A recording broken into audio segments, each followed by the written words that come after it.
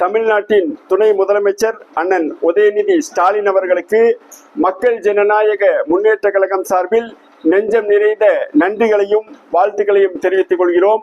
கடந்த 8 வருடங்களாக micro finance தனியார் நிதி நிறுவனங்களில் கலெக்ஷன் டீம் என்ற பெயரில் சட்டவிரோதமாக மனநலம் பாதித்தவர்கள் போன்று ஏழை எளிய மக்களை பிராண்டி தற்கொலைக்கு தூண்டி இன்னும் அவர்களை அடித்து கொடுமைப்படுத்தினார்கள்.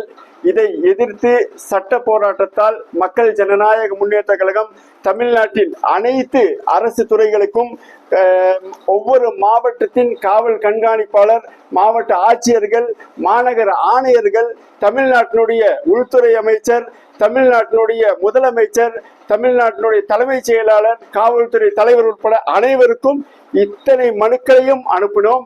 அந்த மனுக்களை பல காலங்களில் பல போராட்டங்களில் ஏற்றுக்கொள்கிறார்களோ இல்லையோ, இன்றைய காலகட்டத்தில் மக்களின் அந்த கொடூரங்களை அரங்கேற்றும் சட்டவிரோத குண்டர்களை தடை செய்யும் அளவில் தமிழ்நாட்டில் ஒரு சிறப்பான சட்டத்தை மாண்புமிகு தமிழ்நாடு துணை முதலமைச்சர் அண்ணன் உதயநிதி ஸ்டாலின் அவர்கள் சட்டப்பேரவையில் கொண்டு வந்து அந்த தீர்மானத்தை நிறைவேற்றியுள்ளார்கள்.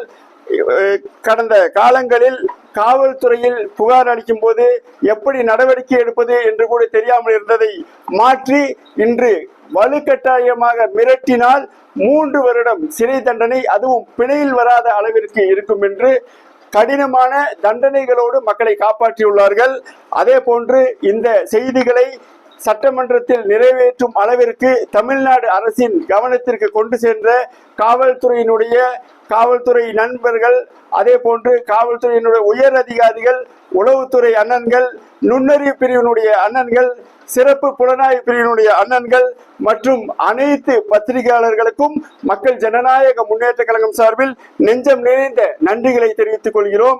இந்த சட்டம் வந்த பிறகும் கூட சில கலெக்ஷன் டீமை சேர்ந்த சட்டவிரோத குண்டர்கள் இது ஏதோ பொதுத்துறை வங்கிகளுக்கு மட்டும் பொருந்தாது என்றெல்லாம் சொல்கிறார்கள்.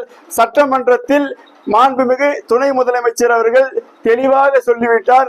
மிரட்டக்கூடிய மக்கள் கடன் வாங்கிவிட்டால் முடியாத சூழ்நிலையில் உள்ள ஏழை எளிய மக்களை மிரட்டக்கூடிய அனைவருக்கும் இந்த சட்டம் பொருந்தும் என்று கூறிவிட்டார். வருங்காலத்தில் நிச்சயமாக காவல்துறை சார்ந்த அனைத்து அதிகாரிகளும் மிரட்டல் வந்தவுடன், புகார் வந்தவுடன் அவர்களை தமிழ்நாடு துணை முதலமைச்சர் அவர்கள் சட்டப்பேரவையில் கூறியது போன்று உடனடியாக சிறை தண்டனைக்கு உட்படுத்தி 3 வருட கால தண்டனைகளை பெற்றுக் கொடுக்கும் சூழல் ஏற்படுத்தினால் ஏழை எளிய மக்களுக்கு இந்த இயற்றிய சட்டம் பயன்பெறும். இந்த இயற்றிய சட்டத்தால் மக்கள் நல்லபடியாக வாழுவதற்கு இந்த தமிழ்நாடு முதலமைச்சர் அவர்கள் ஏற்பாடு செய்து கொடுத்ததற்கும் மக்கள் ஜனநாயக முன்னேற்ற கழகம் சார்பில் நெஞ்சம் நிறைந்த நன்றிகளை தெரிவித்துக் கொள்கிறோம்.